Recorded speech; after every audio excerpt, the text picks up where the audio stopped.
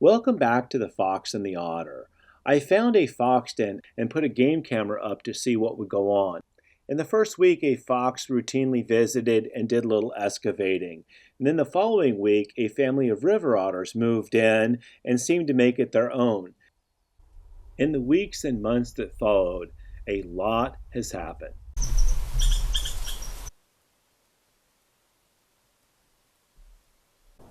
Episode 50 takes place over the course of just 3 days. Before we get started, let me explain the setup to you here. I have a game camera on each side of this fox den. They're both TC22 game cameras, which has really become my favorite for winter viewing because in addition to their built-in solar panel, they have a jack on the bottom where you can plug in a second solar panel. And so I've added a second solar panel and put it vertical so that the snow won't stay on it. These cameras are out here for over 2 months and they performed exceptionally well. So we have a relatively fresh blanket of snow here.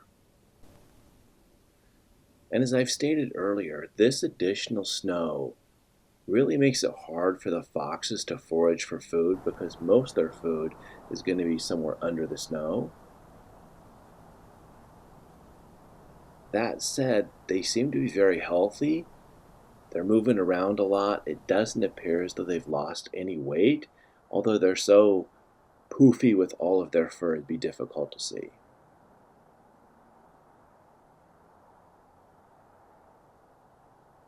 Scent marking there.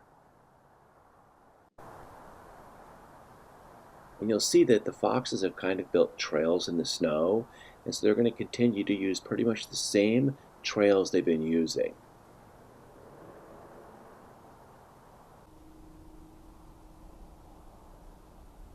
Which makes sense because it just makes travel easier.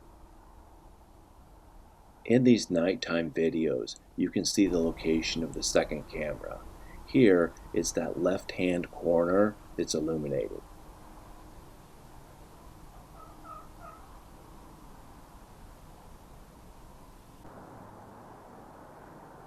Absolutely gorgeous little animal. That area right there, they can't help but urinate on it every time they go by it. It's like a scent marking post, I think.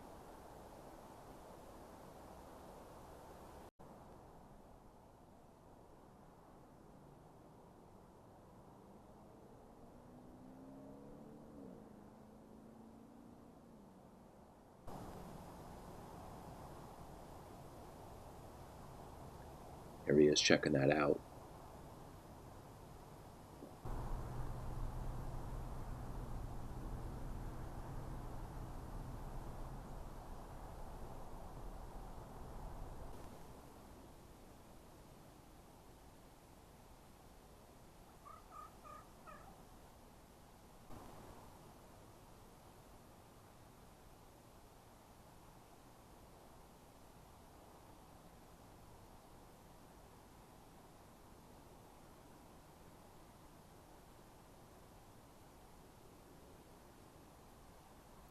It's been weeks and weeks since the otter came to visit.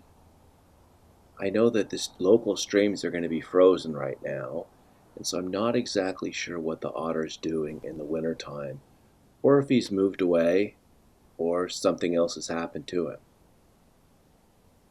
And here Pirate is with a friend. That top fox I've named Pirate, you can see from his eyes, one eye seems much smaller than the other.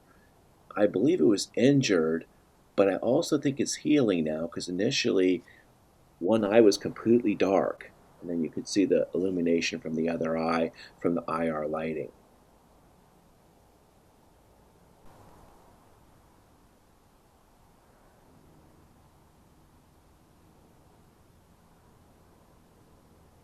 Here he is again. You can see that second eye is getting some illumination, so the eye must be healing. And the thing that amazes me about that really is that when you cover up one eye, you lose depth perception. It seems like that would be real difficult for a predator to be able to survive, but he's doing all right. Thank you for watching today, and we'll have another episode out in a week.